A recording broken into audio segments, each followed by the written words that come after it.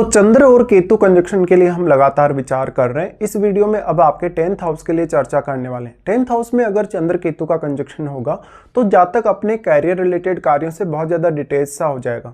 वो थोड़ा सा भी अगर कार्य करेगा उसके मन में काफ़ी ज़्यादा भ्रम उत्पन्न होगा, गलतफहमी उत्पन्न होगी, या तो वो अपने प्रोफेशन से कहीं ना कहीं अलग हट जाएगा, या तो जिस भी प्रकार के प्रोफेशन में वो होगा वहाँ पर उसको बहुत ज़्यादा एंग्जाइटी झेलनी पड़ेगी, बहुत ज़्यादा तनाव झेलना पड़ेगा। ऐसा जो जातक होगा वो कहीं ना कहीं साइकोलॉजी से रिलेटेड कार्य कर सकता है, वो किसी भी प्रकार का रिसर्च या इस प्रकार के कार्यों में जा सकता है। साथ ही साथ लेकिन आपकी जो मन की स्थिति है वो आपके कैरियर में बहुत इंपॉर्टेंट रोल प्ले करेगी। इस प्रकार का कंजक्शन होने से जातक को मानसिक तौर पे जो उतार चढ़ाव आएंगे उसका कैरियर पर बहुत ही मेजर असर पड़ेगा। यहाँ पे अब चंद्रमा आपके चार्ट में जिस भाव के स्वामी है उस भाव को देखिए, उस भाव को लेके आपके जीवन में आप बहुत अच्छे से प्लान नहीं कर सकेंगे। उस भाव से रिलेटेड आपके बहुत सारे ऐसे कार्य हो सकते हैं जो आपके गलत रहे हो या जहां पे आप कोई स्पेसिफिक प्लान नहीं कर पा रहे हो। इस कंजक्शन की वजह से आपकी जो डोमेस्टिक लाइफ है वो भी काफी ज्यादा उतार चढ़ाव भरी रहेगी। चंद्रमा आपके चार्ट में जिस भाव के स्वामी है उस भाव को लेकर आप बहुत ज्यादा डिटेचमेंट महसूस करेंगे। उस भाव से जुड़े कार्यों में अगर आपको सफलता मिलती भी है तो आप उससे सेटिस्फाई नहीं होंगे। ऐसे में बहुत सारे ऐसे आपके गलत फैसले हो सकते हैं उस पर्टिकुलर हाउस से रिलेटेड कि जहां पर आपने अच्छे से प्लान किया, आपने सब कुछ अच्छे से किया, बट आपका जो लास्ट निर्णय था वो कहीं ना कहीं गलत साबित होगा। ऐसा कंजक्शन है तो जातक कहीं ना कहीं अकेलापन बहुत ज़्यादा फील करेगा अपनी लाइफ में और उसको लगेगा कि उसको कैरियर में सपोर्ट करने वाला या आगे बढ़ाने वाला कोई भी नहीं। यहाँ पे अब आपका जो 10th लॉर्ड है उसका बहुत बड़ा रोल होगा। अगर आपका 10th लॉर्ड बहुत वेल प्लेस्ड है या तो फिर यहाँ पे बृहस्पति जैसे ग्रह की दृष्टि हो, अगर लग्नेश का प्रभाव हो आपके 10th हाउस पे, कुछ हद तक आपको ज़्यादा अच्छे से सफलता मिल सकती है। इस प्रकार का जो जातक होगा इवन वो फॉरेन सेटल हो सकता है अपने कैरियर रिलेटेड कार्यों के लिए। ऐसा जातक अपने पारिवारिक मामलों में भी काफ़ी ज़्यादा उतार चढ़ाव देखेगा। हो सकता है कि वो अपने पारिवारिक जो रिश्ते हैं उनसे बहुत ज़्यादा सेटिस्फाई नहीं है, स्पेशली मदर के साथ जुड़े रिश्ते से। यहाँ पे अब चंद्रमा केतु से कितने ज़्यादा प्रभावित हैं, चाहे चंद्रमा केतु के बहुत ज़्यादा क्लोज भी होंगे तो भी चंद्रमा बहुत ही ज़्यादा केतु से प्रभावित होंगे। ऐसे में इस प्रकार का जो कंजक्शन है आपको मानसिक तौर पे या आपकी भावनात्मक तौर पे आपको स्वयं से डिटेच कर देता है, जिससे आप सही सोच नहीं पाते, समझ नहीं पाते और निर्णय भी अच्छे से नहीं ले पाते।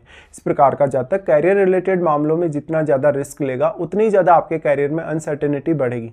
ऐसा कंजक्शन एक समय बाद आपको ये आभास करवा सकता है कि वास्तव में जो आप कैरियर में जो कुछ भी हासिल करने का कोशिश कर रहे हैं कहीं ना कहीं वो आपके लिए नहीं है या आप उसको डिजर्व नहीं कर सकते। इस प्रकार का जो कंजक्शन है आपको मानसिक तौर पे बहुत ज़्यादा अनस्टेबिलिटी देगा और इसकी वजह से आपके पारिवारिक जीवन पर भी काफ़ी नेगेटिव असर पड़ेगा। यहाँ पे अब आपको देखना होगा कि आपका 10th लॉर्ड कौन है और 10th लॉर्ड आपके चार्ट में कितनी अच्छी स्थिति में है। बेसिकली अगर देखा जाए तो 10th लॉर्ड अगर बहुत मजबूत स्थिति में है तो कुछ हद तक आप थोड़ा सेटिस्फेक्शन पाएंगे, लेकिन एक समय बाद जब आपका 40-45 की एज के बाद जब केतु एक्टिवेट होगा तो आपको ये रियलाइज होगा कि वास्तव में जो भी आपने अपने कैरियर में कुछ भी पाने के लिए अथक प्रयास किए हैं, जो भी इतनी ज़्यादा आपने मेहनत की है, वो कहीं ना कहीं आपकी व्यर्थ सी चली जाएगी। यहाँ पे कैरियर को लेकर काफ़ी ज़्यादा उतार चढ़ाव आएंगे तो इसका असर जातक के मानसिक स्वास्थ्य पर बहुत ही गहरा पड़ेगा। ऐसा जातक कोई भी मामले में बहुत ज़्यादा गहराई से विचार कर सकता है, वो अकल्ट से जुड़े कार्यों में बहुत ज़्यादा सफल हो सकता है, वो रिसर्च से जुड़े कार्यों में सफल हो सकता है। बट चंद्रमा की स्थिति भी आपको यहाँ अच्छी चाहिए। चंद्रमा अगर यहाँ पे मान लो मेष राशि में है, वृश्चिक राशि में है, अगर सिंह राशि में है तो कुछ हद तक आपको सपोर्ट अवश्य मिल सकता है। बट चंद्रमा कितने ज़्यादा क्लोज हैं केतु के और यहाँ पर किसी अन्य ग्रह का प्रभाव है या नहीं। देखिए वैसे अगर देखा जाए तो यहाँ राहु का प्रभाव है आपके 10th हाउस पे, बट राहु और केतु के बीच में 180 डिग्री का एंगल है, तो राहु के साथ बैठा हुआ ग्रह ही इतना ज़्यादा सक्षम है राहु से मल्टीप्लाई होने की वजह से कि वो ग्रह आपके कैरियर में अपना अहम योगदान दे सकता है। निश्चित तौर पे अब 4th हाउस में राहु का होना आपको कहीं ना कहीं विदेश यात्रा या विदेश सेटल होने के लिए प्रेरित कर सकता है। ज़्यादातर ऐसे लोगों को आईटी के फील्ड में देखा जा सकता है या ऐसे फील्ड में जहाँ पर बहुत कुछ आप में यूनिक क्वालिटीज चाहिए, आप में यूनिक स्किल्स चाहिए और आपको बहुत ही लंबे समय तक एक ही स्थान पर बैठकर काम करना रहता है। बहुत ज़्यादा रेस्ट्रिक्शन या कभी कभी बहुत ज़्यादा बाउंडेशंस पे आप पे रहते हैं।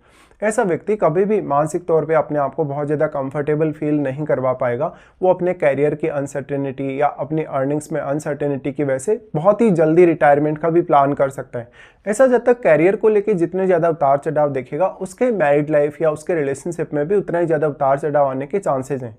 चंद्रमा आपके चार्ट में अब कौन से भाव का स्वामी है, जिस भाव का भी चंद्रमा स्वामी है उस भाव में बैठे प्लैनेट्स को देखिए। उस भाव में बैठे प्लैनेट्स ही अब आपको उस भाव के लिए ज़्यादातर मदद कर सकते हैं।